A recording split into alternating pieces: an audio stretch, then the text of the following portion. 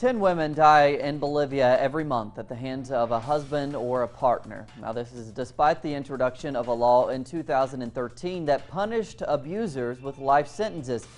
52% of Bolivian women have experienced physical or sexual violence at home, and campaigners say more money needs to be spent on protecting women and helping them escape abusive relationships. Our correspondent now, Dimitri Oldano, reports from La Paz.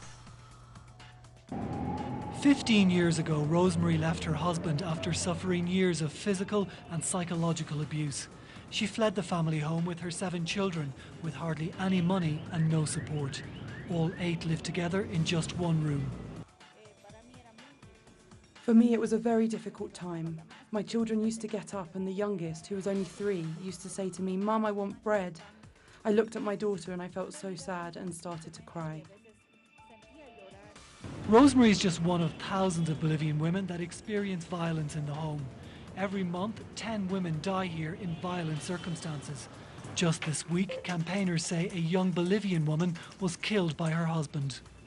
He used a knife to attack her, and apparently there was no reason. He argued that the woman wasn't home at the time that she was supposed to be there.